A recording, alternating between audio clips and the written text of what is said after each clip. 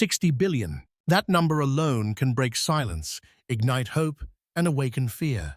When Captain Ibrahim Traoré stood before the cameras in Ouagadougou, the world leaned closer. Beneath the red soil of Burkina Faso lies a treasure vast enough to redraw maps and rewrite fates. 1,200 tons of gold, valued at more than $60 billion. For a landlocked nation, long spoken of as poor, this was more than an announcement. It was a thunderclap across Africa. Yet gold, history reminds us, is never only wealth. It is also temptation, division, and curse. From Congo to Niger, from Angola to Chad, every vein of mineral once glimmered with promise, but too often flowed into foreign banks while children went hungry on the soil that bore it. Now the question looms like a storm cloud. Will Burkina Faso's discovery be a dawn of dignity or another chapter of despair? Stay with us. This is not just a headline. It is a hinge in history, and your voice matters. Subscribe, share, and walk with us as we follow this story to its core. It was a scorching morning in Ouagadougou when the news broke, and for once, the city's heat was not the story. After months of geological surveys, the government of Burkina Faso confirmed the whispers that had drifted across villages and markets. Beneath the soils of Kaya, Gawa, and Bulsa lay riches beyond imagination. 1,200 tons of pure gold, valued at more than $60 billion, hidden in the earth of a nation too often dismissed as poor. The press hall erupted in flashes of cameras as the Minister of Energy stepped forward, his words deliberate, his tone heavy with history. For the first time in our story, he declared, this gold will not fill foreign banks. It will serve the barefoot child in Dori, the farmer in Banfora, the mother in Bobo Dioulasso. The room thundered with applause. But applause is lighter than memory. Outside, in dusty streets, the mood was more cautious. A young man leaned on his rusted motorbike in Kaya, muttering the figure to himself, 60 billion. His friend shook his head. We heard the same when they found oil in Niger, when they spoke of uranium in Arlit. Tell me, brother, what changed for the people there? His words carried the echo of disappointment carved deep into the Sahel. For too many Africans, every announcement of wealth had been followed by betrayal. At the presidential palace, Captain Ibrahim Traoré gathered his ministers around a long wooden table. He held up the survey report like a mirror. This, he said, his voice sharp, is not a blessing if we repeat the mistakes of the past. We must write a new story. Do you hear me? A new story. The room fell silent, the weight of his words sinking into every heart present. They nodded, yet each one carried the image of Congo, Niger, Angola, nations rich in minerals, yet poor in dignity. International reactions came swiftly. The Financial Times ran the headline, Burkina Faso, the new gold frontier of Africa. Reuters reported that mining companies from Toronto, Dubai, and Sydney had already begun submitting requests for exploration licenses. Bloomberg analysts speculated that the country's GDP could multiply tenfold if the reserves were harnessed effectively. These glowing predictions, however, sat uneasily against history's warnings. In Bulsa, elders gathered beneath a neem tree. Their voices were hushed, but their concerns clear. They say, this is our treasure, one man remarked. But whose trucks will carry it away? Whose banks will it enrich? Another answered bitterly, gold does not glitter the same for the poor. It blinds them. Silence followed, heavier than the Sahel dust, for they had seen promises like these before. That evening, Traoré appeared on national television. His figure stood resolute against the nation's flag. This discovery, he declared, is the inheritance of our people. It will not be surrendered to foreign corporations, nor gifted to banks in Paris or Toronto. We will decide how it is used, and our children will be the first to benefit. His words surged through the nation like a drumbeat. Mothers whispered them to their children. Farmers repeated them in fields. Students scribbled them on notebooks. Yet beneath the wave of pride lurked a question unspoken. Could even the strongest leader withstand the tide of global hunger for gold? In hotel lobbies of Ouagadougou, the tide had already begun to arrive. Men in polished shoes spoke in low voices, calculating figures, whispering strategies. Flights touched down from Canada, the United Arab Emirates, and Australia, their passengers carrying maps and contracts older than the independence of Burkina Faso itself. The government spoke of sovereignty, oversight, and fairness. But history had spoken those same words before, and too often contracts signed in silence had reduced nations to scars. In Gawa, an old miner with calloused hands sat on a wooden stool. "We have always known gold lies in this soil," he said quietly. "But tell me this, when they dig with their machines and carry it across oceans, will my children still walk to school barefoot?" His question, simple yet profound, echoed the central dilemma of a nation standing at the edge of fortune and curse. As dawn broke across the red earth, the story of Burkina Faso's gold shone like a coin caught between two hands, one promising dignity, the other threatening loss. The numbers were staggering. The applause was deafening, but the question remained unresolved. Would 60 billion be the harvest of hope or the seed of betrayal? The moment of applause faded, but the tension only sharpened. Captain Ibrahim Traoré, standing before the National Assembly, struck his fist against the desk with a thunder that silenced the hall. "Do you think Niger chose darkness? Do you think Congo chose blood? Do you think Angola chose hunger?"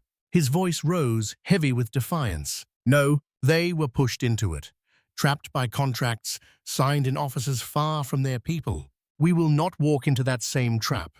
The chamber erupted, the sound of voices rising like a storm. Yet beyond the chamber walls, the world was listening too, and not all ears wished him well. For many Burkinabé, it was the first time in decades they heard a leader speak not with apology, but with fire. Students in Ouagadougou gathered around flickering televisions, leaning forward with eyes wide.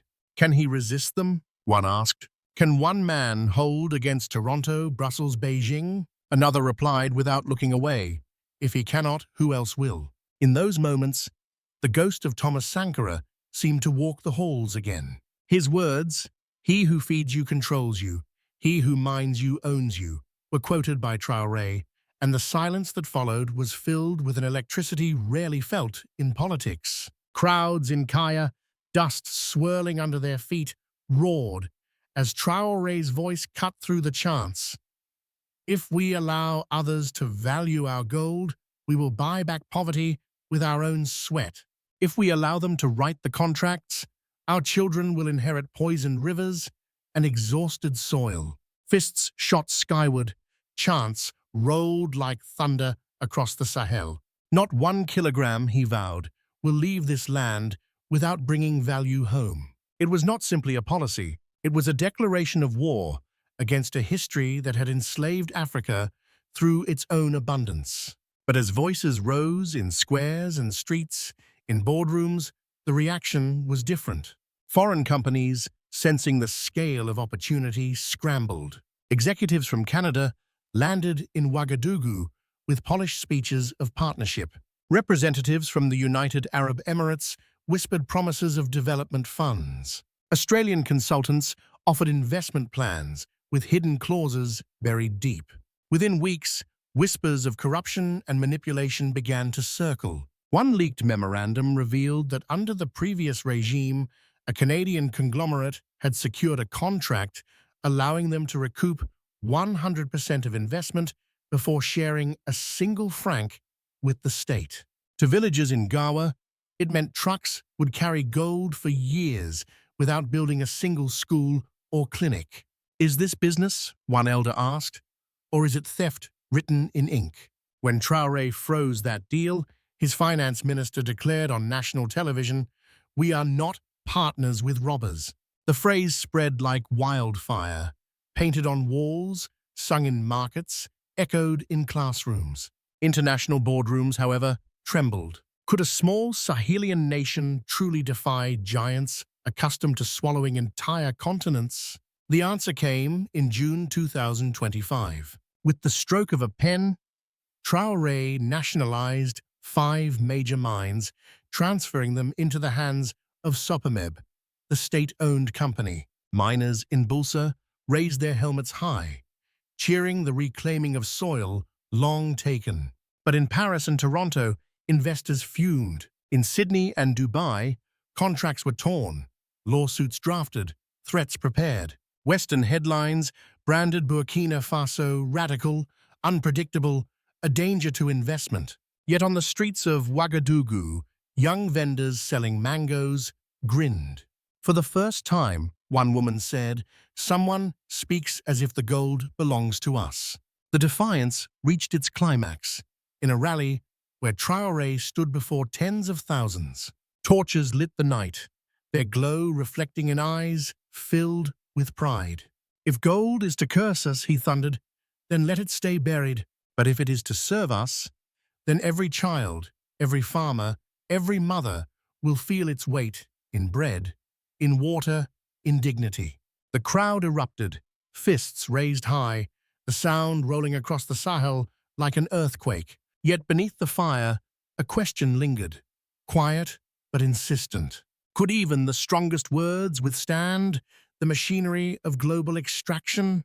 Could one captain, however resolute, hold the line against powers that had bent nations for centuries? The chance did not answer. The torches burned, but the night itself whispered the cliffhanger.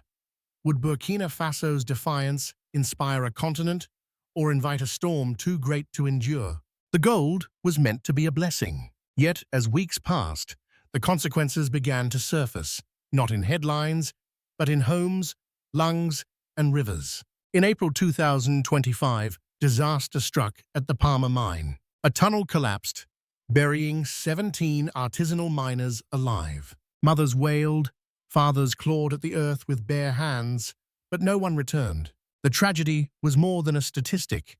It was a wound carved into the nation's heart. Standing before the cameras the next day, Captain Ibrahim Traoré's face was carved in stone. "No ounce of gold is worth 17 lives," he declared. From that moment, unregulated pits were ordered shut, and the state assumed control. But could a decree erase desperation? In villages where hunger bit harder than law, some miners whispered, "If gold cannot feed us today, why wait for tomorrow?" The earth itself began to bleed. In Kaya, once clear wells turned reddish, carrying the bitter smell of chemicals. Women lifted buckets with trembling hands, asking, "If water itself is poison, how will our children survive?" The Ministry of Environment confirmed contamination, a result of reckless extraction. In response, Traoré banned cyanide-based processing near rivers and commissioned a state-funded purification system. Yet as buckets filled with tainted water, people wondered whether policy could ever restore what greed had already stolen. Hospitals in Gawa and Banfora told a harsher truth. The World Health Organization reported a 31% rise in respiratory diseases among children living near mines within 8 months. Doctors admitted they lacked machines, inhalers, even beds. One physician, holding back tears, told a mother, "The dust is stronger than our medicine." Traoré, upon hearing the report, summoned his health minister. "Then we must bring medicine stronger than the dust. Allocate funds now, even if it means cutting our own salaries." It was a promise, but in corridors where medicine was scarce and dust abundant, hope and despair wrestled daily. The exploitation of children cut deepest. Inspectors found girls as young as 12, hauling sacks of ore heavier than their bodies, earning no more than $2 or $3 a day. At a press briefing, Traoré raised his voice, his anger palpable. "A child belongs in a classroom, not a tunnel. Any company found employing children will lose its license. Not suspended, revoked." He announced a special bursary program for mining communities, offering free schooling for 5,000 children. Yet in dusty alleys, a question lingered. Could a promise of tomorrow's education defeat the hunger of today? Cultural wounds ran alongside physical ones. Sacred mossy sites, drum houses, ancestral shrines were bulldozed for tailings. Elders wept as centuries-old symbols of identity turned to rubble. In response, Traore declared those zones heritage reserves, untouchable by contracts or machines. Our ancestors are not collateral damage, he told a rally in Ouagadougou. Gold may glitter, but identity is priceless. His words carried weight, yet fences and decrees seemed fragile against bulldozers standing ready at the border. Illegal trade further undermined sovereignty. Gold slipped across borders into Togo and Mali, smuggled under night's cover. Our borders leak like sieves, the finance minister admitted. Traore's reply was blunt. We fight shadows with light. Every shipment must be tracked. Every contract must be public. By mid-2025, his government had deployed a new environmental police force, raiding clandestine pits and arresting smugglers. Yet in villages, graffiti appeared on walls. This gold belongs to us, or to no one. Some read it as despair, others as defiance. The meaning was clear. Promises must become bread, not echoes. This was the paradox facing Burkina Faso. On one hand, reforms promised dignity, sovereignty, and protection from the fate of Congo and Niger. On the other, lives were lost, rivers poisoned, children forced into tunnels. Could sovereignty endure when the soil itself seemed cursed? This was the very heart of what many began to call the test of anti-colonial Africa, a nation fighting not only foreign powers, but its own demons of poverty, desperation, and corruption. And still, the question hung heavy in the Sahel air. Can dignity survive when hunger knocks louder than law? The tremors from Ouagadougou did not stop at Burkina Faso's borders. In Paris, headlines in Le Monde questioned whether Traoré's nationalizations marked the dawn of a resource rebellion. In London, the Financial Times called the country Africa's new gold frontier. Reuters reported a surge in foreign delegations seeking exploration licenses, while Bloomberg speculated that if managed well, the reserves could multiply Burkina Faso's GDP tenfold. Yet behind the glowing numbers was unease. Diplomatic corridors across the West grew tense. Investors pressed governments to act, fearing a precedent that could inspire others across Africa to seize back their mines, oil fields, and farmlands. In Brussels, whispers spread within the European Union about sanctions or development pressure if Burkina Faso persisted. In Ottawa, Canadian officials quietly reviewed the fallout from the frozen mining deal, weighing whether to escalate disputes in international courts. Regional bodies, too, looked on with caution. The African Union applauded the rhetoric of sovereignty, but urged stability and cooperation. ECOWAS, weakened by recent political upheavals, hesitated to challenge Burkina Faso outright, but diplomats muttered about isolation. The specter of confrontation between pan-African aspirations and global economic structures loomed larger with every passing month. Even in Washington, the news did not go unnoticed. Analysts debated whether Burkina Faso's stance represented a new phase of resistance in the Sahel, where anti-colonial rhetoric already resonated in Mali and Niger. Would the United States, already balancing competition with China, tolerate a small nation defying the machinery of global capital? Some voices in Congress spoke of the need to protect democratic investment climates, while others warned that heavy-handed tactics could deepen resentment. Meanwhile, Beijing's reaction was cautious but calculated. State media praised Burkina Faso's search for a balanced partnership, even as Chinese companies sought entry points into the gold sector. For the United Arab Emirates and Australia, the prize was too great to ignore, and envoys arrived offering partnerships, their polished words concealing familiar blueprints of extraction. But amid the diplomacy and deals, the real story was larger. Burkina Faso's defiance had become a symbol. Across African diaspora forums, debates raged. Was this courage or recklessness? A new model or a path to isolation? The phrase African sovereignty began to trend, invoked by activists who saw in Traoré's policies not just a national struggle, but a continental question. Can Africa finally write its own contracts, its own terms, its own future? For now, the world watched, calculating, waiting. Some smiled in boardrooms, sharpening pens for lawsuits. Others clenched fists in villages, whispering prayers of solidarity. The stage was no longer just Burkina Faso. It was the globe itself, watching one small, landlocked nation test whether dignity could survive in the face of empire. And the question lingered: would the world accept a sovereign Africa or punish it for daring to be free? As the dust of speeches and rallies settled, the harder work began, shaping tomorrow out of fragile promises. Traoré's government announced a series of reforms unlike anything seen in the country's history. From now on, no mining contract would remain hidden. Every agreement had to be published in plain French and Mouret, printed in newspapers, posted online, visible for every citizen to judge. "We cannot beg for respect while signing in shadows," Traoré declared. "Better an empty treasury than a stolen one."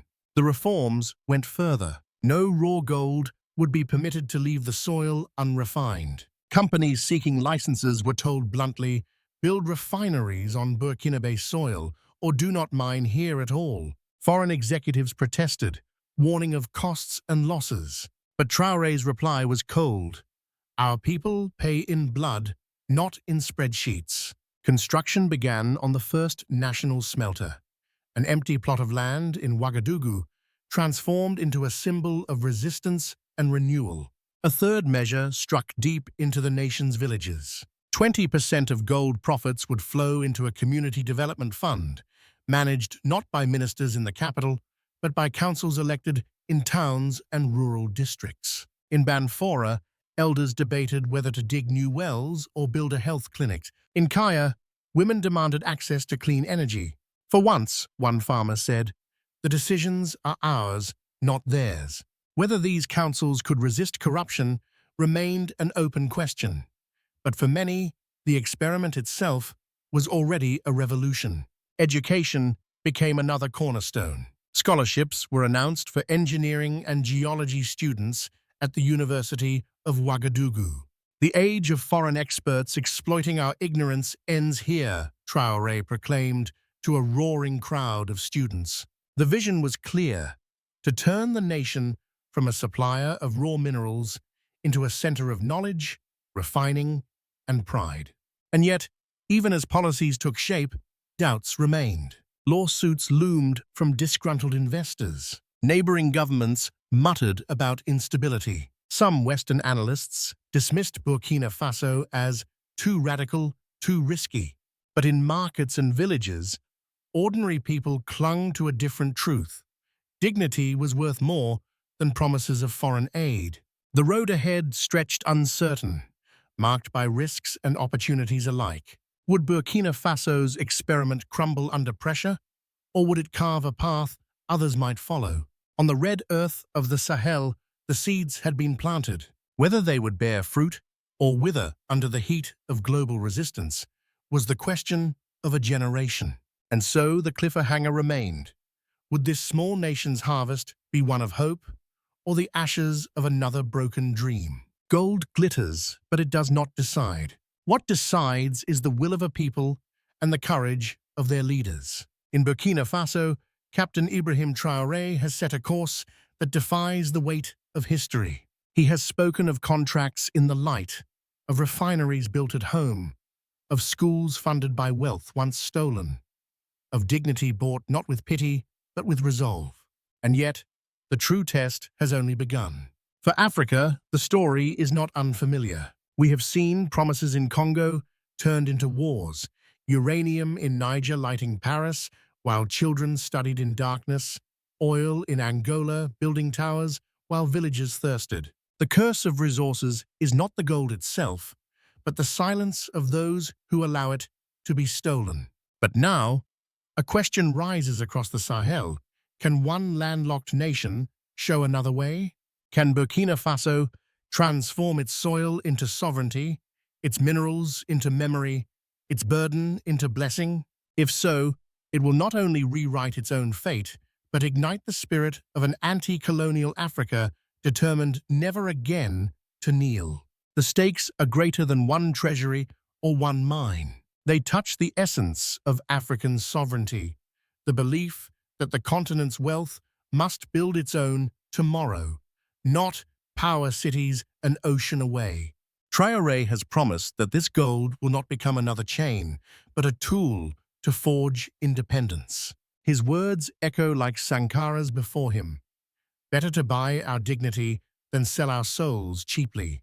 The world watches, calculating, doubting, waiting. But history does not wait. It asks, if one small, landlocked nation can rise, what stops the rest? The soil of Burkina Faso holds 60 billion in gold, but its people hold something far rarer, the resolve to claim their story. This is not the end, it is the beginning. Do not look away. Share this story, add your voice in the comments, and subscribe so that together we carry it beyond borders.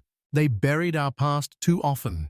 Now we write our future, and we write it together.